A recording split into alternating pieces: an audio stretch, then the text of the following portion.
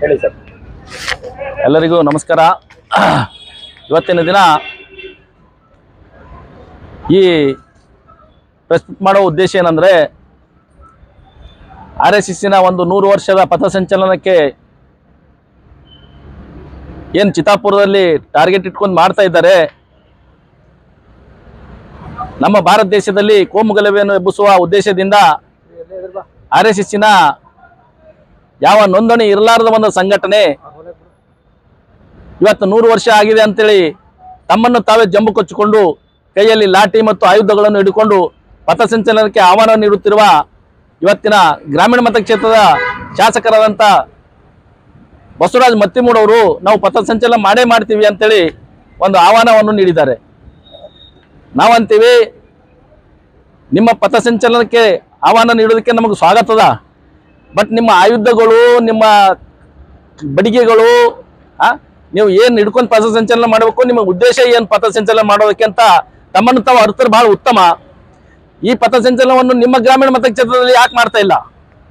ನಿಮ್ಮ ಉದ್ದೇಶ ಆದರೂ ಏನು? ಒಬ್ಬ ದಲಿತ ಮತ್ತು ಹಿಂದುಳಿದ ನಾಯಕ ಜಿಲ್ಲಾ ಉಸ್ತುವಾರಿ ಸಚಿವ ಆಗೋದ್ರಿಂದ ನಿಮ್ಮ ಕೋಮುಗಲಭೆಯನ್ನು ಹೆಚ್ಚು ಮಾಡಿ ಅವ್ರ ಮೇಲೆ ಆಪಾದನೆ ಕೊಡೋಗೋಸ್ಕರ ಮಾಡ್ತಾ ಇದ್ದೀರಾ? ಅಥವಾ ನೀವು ಏನು ದೇಶಕ್ಕಾಗಿ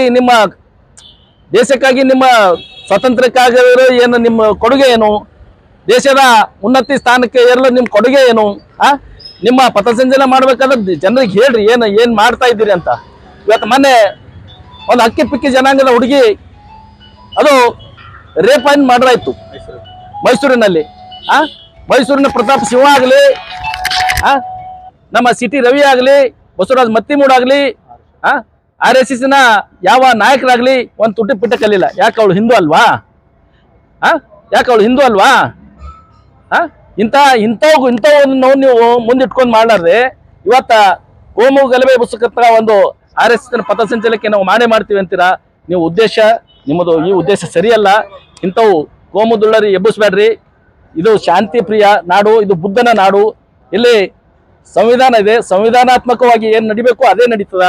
ಏನು ಯಾವುದೋ ನೋಂದಣಿ ಇರಲಾರ್ದು ಸಂಘಟನೆ ತಂದು ಅದಕ್ಕೆ ನೀವು 100 ವರ್ಷ ಅಂತ ಹ್ಯಾಂಗೆ ಹೇಳ್ತೀರಿ? ಎಂದು ನೋಂದಣಿ ಮಾಡ್ರಿ, ಎಂದು ನೋಂದಣಿ ಮಾಡ್ರಿ, ಇವತ್ತಿನಿಂದ ತೋರಿಸಿ ಪ್ರೊಡ್ಯೂಸ್ ಮಾಡ್ರಿ. 100 ವರ್ಷ ಆಗಿದೆ ಅಂತ ತಿಳಿತಾರೆ. ಇವತ್ತು ಸ್ವಾತಂತ್ರ್ಯ ಬಂದು 1947 ಸ್ವಾತಂತ್ರ್ಯ ಬಂತು.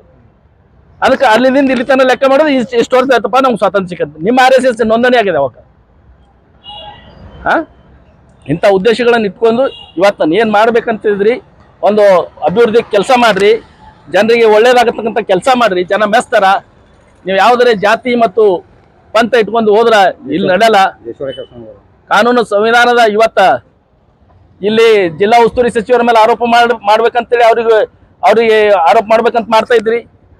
ಮಾನ್ಯ ಸುಪ್ರೀಂ ಕೋರ್ಟ್ನ ಮುಖ್ಯ ನ್ಯಾಯಮೂರ್ತಿ ಮೇಲೆ ನಿಮ್ಮ RSSನ ಒಬ್ಬ ಲುಚ್ಚನ ಕೈಯಿಂದ ಸುಯೇಸಿಸ್ತೀರಿ. ಇದೇ ನಿಮ್ಮ ಸಂವಿಧಾನದ, ಇದೇ ನಿಮ್ಮ ಆಶಯ, ಇದೇ ನಿಮ್ಮ RSSನ ಕೆಲಸನಾ? ಇದೇ ನಿಮ್ಮ ಸಿದ್ಧಾಂತನಾ? ಇಂಥವೆಲ್ಲ ಅವತ್ತು ಬದಿಗಿಟ್ಟು ಸಂವಿಧಾನದ ಅಡಿಯಲ್ಲಿ ಕೆಲಸ ಮಾಡ್ರಿ, ಸಂವಿಧಾನಕ್ಕೆ ಒತ್ತು ಕೊಡ್ರಿ. ಸಂವಿಧಾನ ರಕ್ಷಣೆ ನಮ್ಮ ಹೊಣೆ ಅದ. ಸಂವಿಧಾನ ರಕ್ಷಣೆ ಮಾಡಿದೆ ಅಂದ್ರೆ ಮುಂದಿನ ನಮ್ಮ ಪೀಳಿಗೆಗೆ ರಕ್ಷಣೆ ಆಗ್ತದ, ಇಲ್ಲ ಅಂದ್ರೆ ರಕ್ತಪಾತ ಆಗ್ತದ. ಇಂಥವೆಲ್ಲ ಬದಿಗಿಟ್ಟು ನಿಮ್ಮ ಕೆಲಸ ನೀವು ಮಾಡ್ರಿ ಅಂತೇಳಿ ನಾನು ಹೇಳ್ತಾ ಇದ್ದೀನಿ. ರಮೇಶ್ ರಾಗಿ, ಕಾಂಗ್ರೆಸ್ ಮುಖಂಡರು.